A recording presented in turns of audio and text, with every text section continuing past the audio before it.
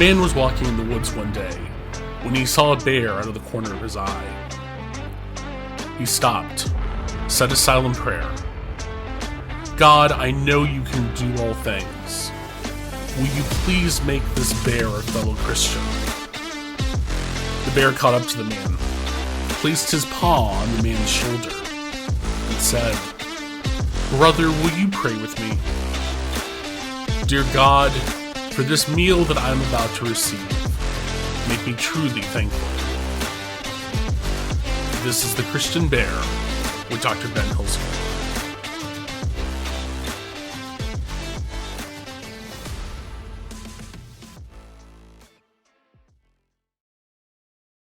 Welcome to episode 26 of The Christian Bear. I'm your host, Dr. Ben Hilsky. In this episode of The Christian Bear, we're going to continue our series on belief, looking at the proposition that I am pro-life. Now, when I say that I'm pro-life, I want to be very clear. I am not saying that I am only pro-birth. Too often, people who say that they're pro-life really are only pro-birth. What do I mean by pro-birth?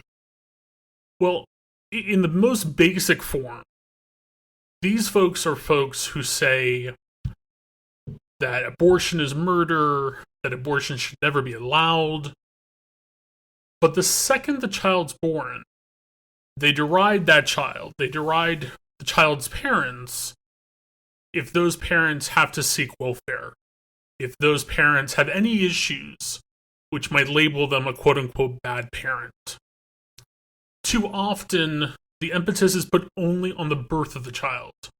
After the birth of the child, many pro-life activists are simply willing to say, well, it's now the parent's responsibility. Even if the parent is 14, even if the parent is poor, even if the parent has no support system, the child had to be born because abortion is murder. But we are going to extend no charity. We are going to extend no love. We are going to extend no understanding to parents who may struggle to raise one or more children. I believe that a true pro-life stance includes all the following points. First, a single-payer healthcare system for all people living in the United States, regardless of immigration status. Guaranteed maternal and paternal leave of at least 6 months with full salary and benefits. A true living wage for all people. Universal basic income for all people making below an equitably determined amount. A robust welfare system without work requirements. National rapid transit utilizing environmentally friendly fuels. Ending the failed quote-unquote war on drugs and decriminalizing narcotics. Reforming the bail system in the United States and ending the school-to-prison pipeline. Sex-positive, comprehensive, scientific sexual education for all students in both public and private schools, including religiously affiliated schools. Strict controls on the sale and purchase of firearms, including a complete ban on assault rifles. Training for all police officers in de-escalation strategies and removing lethal options from standard police gear. Abolishing the death penalty at all levels. And providing accessible abortion on demand for any pregnant person. Now, I want to be clear on that last point. Studies have repeatedly shown that even some of the points I made previously would greatly reduce the incidence of abortion overall. Without banning abortion, we can reduce abortion. And I want to make one caveat to the whole list that I just said. As a cisgender man, as someone who has zero ability to ever become pregnant, I should have zero say in whether or not a pregnant person seeks an abortion. The next time you hear politicians debating pro-life issues, look at who's on the panel. Look at who's on the committee. by and large, these are committees of men. These are committees of people who will never be pregnant. Everything we've discussed in this episode, friends, is doable. It can be enacted here in the United States. Many of these points have been enacted in other countries that retain robust economies and robust democracies.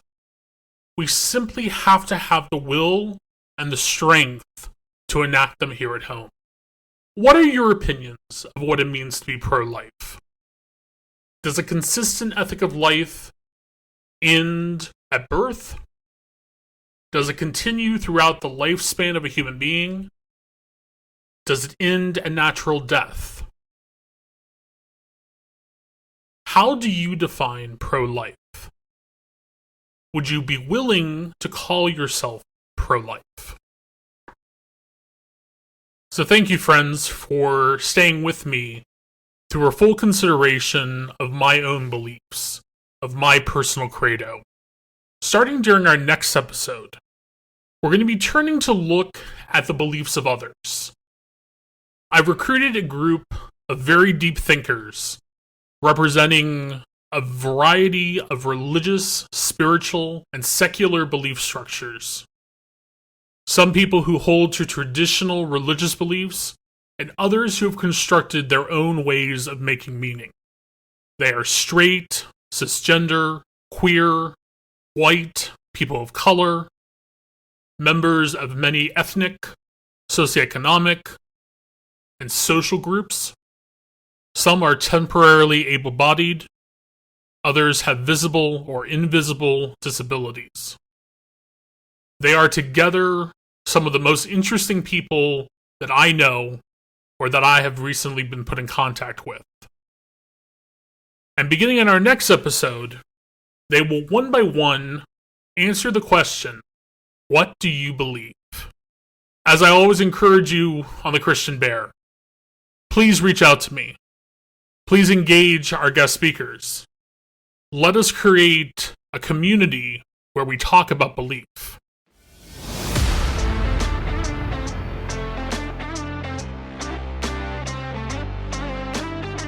This has been the Christian Bear with Dr. Ben Hilsky.